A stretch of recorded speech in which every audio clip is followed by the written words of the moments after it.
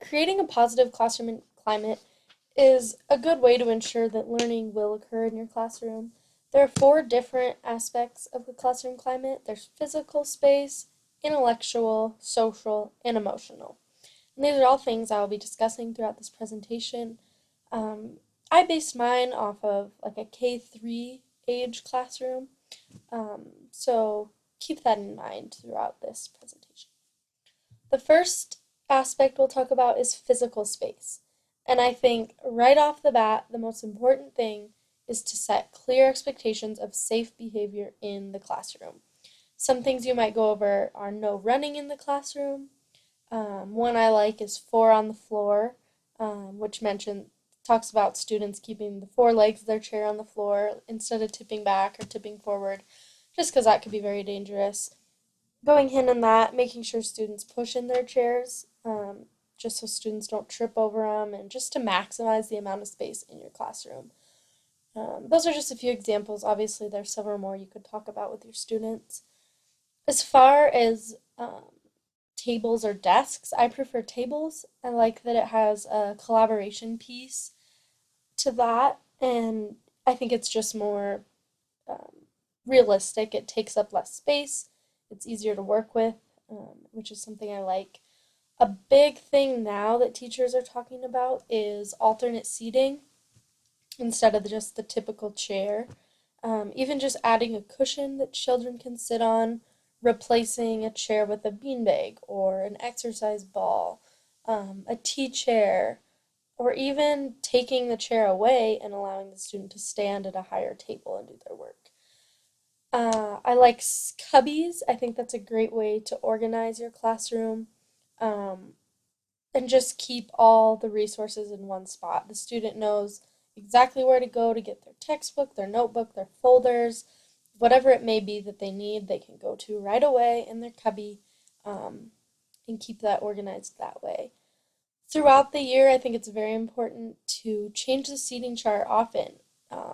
Allow kids to work with different students in the class, figure out who works well together, who doesn't work well together, and it just kind of brings them together and changes the atmosphere a little bit. Even going on for that, rearranging the tables, if there's an activity where you want the tables in a U or a circle or whatever, I think it's important to just adapt as you go. And then throughout, by the end of the year, depending on the class, obviously you don't want them to take advantage of you, but I think it's a good way to reward them by letting them choose where they sit and who they sit with and what chair, whether they use a beanbag or a cushion or whatever. Just giving them that choice of how they choose to um, be in the physical space of the classroom. Moving on is an emotional aspect of the classroom climate. And this can be established several ways. I think the first and maybe most important is just spending those first few weeks really getting to know your students. Um, I'd even go as far as saying get to know your students even before the first day of school. Look at your class roster, look at pictures of the students so that you'll recognize who is who as they walk in on the first day of school. Some might even suggest making a phone call to that student before the first day, just saying you're excited to meet them on the first day of school. And that'll really create an emotional connection between the two of you and will create a safe space to learn. If they feel that they're in a safe place with you, their emotions will really be at a good place.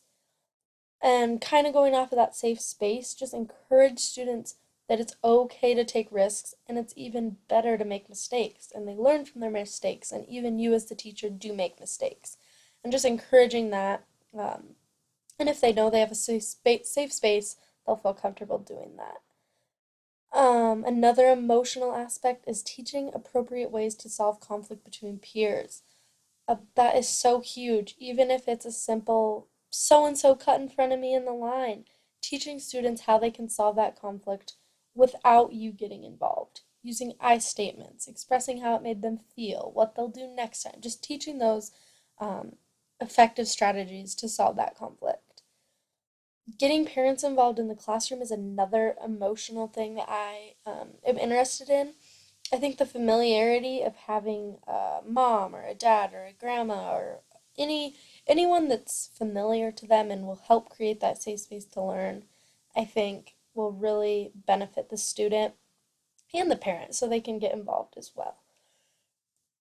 And throughout the year, and just stressing that students are an individual and they're not being compared to their classmates. A lot of times students feel that they are because they're always in this reading group and so is always in this reading group. They feel like they're being compared and just stressing that they're not and they're an individual and you just want to do what's best for them will really make that emotional piece come together.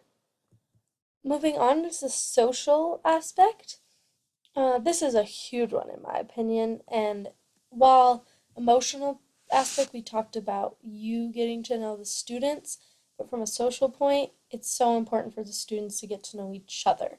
You can do this by doing get to know you activities, allowing students to focus on the content in the first week of school, still doing reading and writing and spelling and all that stuff, but incorporating that into relationship building instead of the usual stuff you'll do later on in the year. I think the first few days of school, you need to set classroom behavior expectations as a class. Um, as a teacher, you just facilitate the conversation and let the class come up with what are realistic behavior expectations for us throughout the year. A great way to encourage social activities is just group work, whether it's reading groups, math groups, a group project on the countries, or whatever, just allowing students to work together in groups. Kind of going along with setting behavior expectations, I'm a big fan of rewarding students for their good behavior. Whether you have a marble jar and you get a reward after a certain amount of marbles. A reward could be eating lunch with the teacher, having a pizza party, letting students have free time, or bring a stuffed animal to class. Just little things like that that they know they will be rewarded for the good behavior they display. One that I stuck out to me that another big fan of is students having jobs in the classroom.